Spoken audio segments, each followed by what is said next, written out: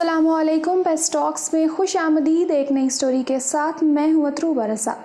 किसी ने दुरुस्त कहा था, इतना झूठ बोलो कि आपको खुद यकीन आना शुरू हो जाए कि आप सच बोल रहे हैं।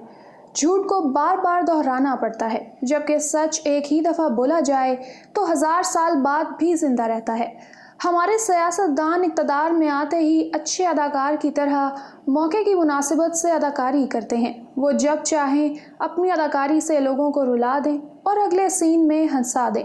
लेकिन यही सियासतदान जब अपोजिशन कर रहे होते हैं तो लगता है कि इनसे ज़्यादा कौम का हमदर्द कोई नहीं, मगर इक़्तिदार मिलते ही ये लोग बदल जाते हैं।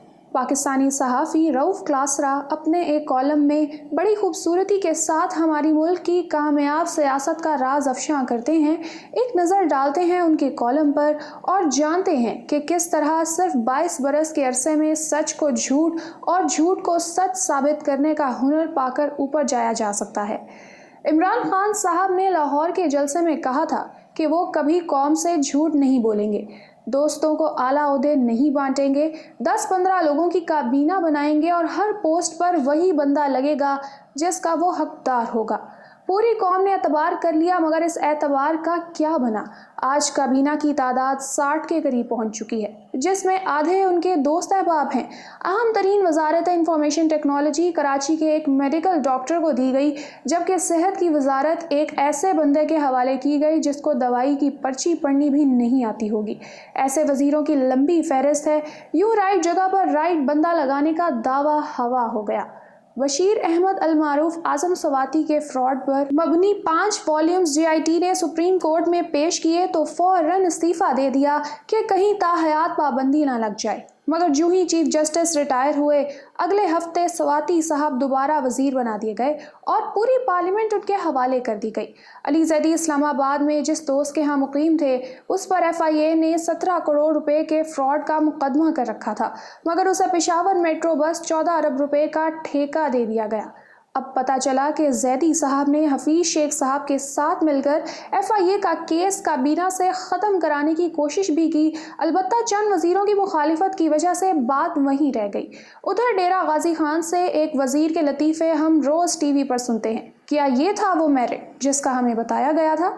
हमें बताया गया था कि कौम से झूठ नहीं बोला जाएगा। जब डॉलर की कीमत बढ़ी थी तो असद उमर से अरशद शरीफ ने पूछा था कि कीमत वज़ीर आज़म से पूछकर बढ़ाई गई, तो वो बोले कि ये कैसे हो सकता है कि वज़ीर आज़म साहब से इजाज़त लिए बगैर इतना बड़ा फैसला कर लें। कुछ दिन बाद वज़ीर आज़म साहब की मुलाकात TV एंकर से हुई तो किसी ने पूछ लिया कि डॉलर की कीमत कैसे बढ़ी। जवाब था कि वो खुद इस मामले में लाइल्म हैं। अब कुछ वजीरों ने ट्वीट किया है कि उन्होंने कौम के अरबों रुपए बचा लिए हैं। इन अरबों की बचत की तफसीलात पर वो फरमाते हैं कि उन्होंने तुर्की के जहाज़ कारके की तरफ से आलमी अदालत के जुर्माने के $1.25 अरब बचा लिए हैं। इसका क्रेडिट इमरान खान तुर्की के सदर तैयब उर्दगान को देते हैं। हालांकि 14 अगस्त को 3 सिविल और मिलिट्री अफसरान को पाकिस्तान के आला एजाज़ात दिए गए हैं कि उन्होंने कारके स्कैंडल में करप्शन पकड़कर पाकिस्तान की खिदमत की, जिसकी वजह से पाकिस्तान $100 अरब के जुर्माने से बच गया। इन 3 अफसरों की कमेटी वज़ीर आज़म नवाज शरीफ ने कायम की थी, इमरान खान ने नहीं।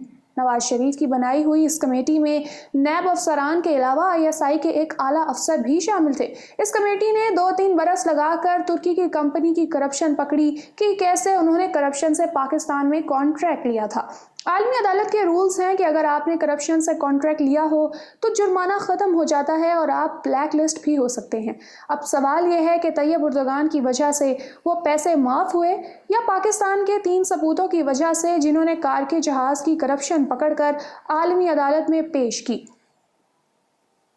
जो ही चोरी पकड़ी गई, तुर्क दोस्त दौड़े आए कि जनाब हमारी कंपनी ब्लैक लिस्ट हो जाएगी और हम दुनिया भर में बदनाम होंगे। हमने तैयब उर्दगान की मोहब्बत में सारा इल्ज़ाम खुद पर ले लिया और उल्टा कहा कि तुर्कों ने पाकिस्तान पर एहसान किया और ये तासुर दिया कि तैयब उर्दगान ने पैसे मुआफ़ करवाए।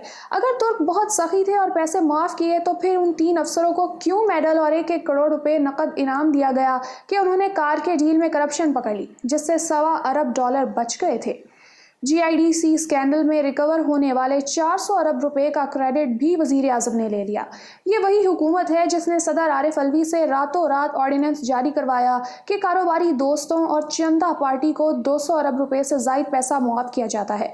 जब मीडिया ने शोर मचाया तो मीडिया का हशर कर दिया गया। पता चला कि 2-3 वजीरों की अपनी कंपनियां थीं जिन्हें अरबों का फ़ायदा हो रहा था। इमरान खान साहब मीडिया से नाराज़ हुए, टीवी शो बंद और नौकरियां ख़त्म करवाई गईं कि GIDC स्कैंडल पर शोज़ हो रहे थे।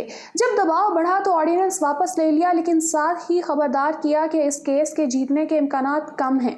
और फिर जस्टिस मुशाहिर आलम और जस्टिस फैसल अरब ने वो पूरे 400 अरब वापस करवाए। हुकूमत ये मुकदमा हारने के लिए अदालत गई थी ताकि मीडिया पर इल्ज़ाम धरा जा सके कि उनकी वजह से वो 200 अरब रुपए भी डूब गए जो मिल रहे थे।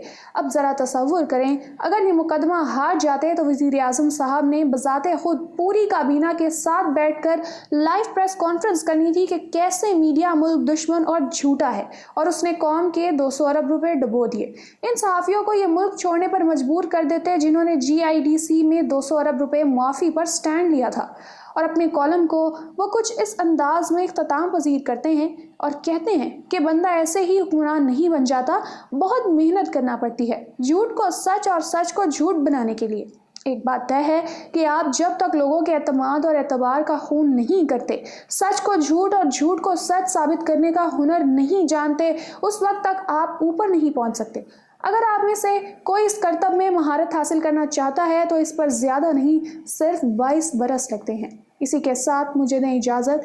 वीडियो पसंद आई तो लाइक कीजिए, पेस टॉक्स को सब्सक्राइब कर लें। अल्लाह हाफिज़।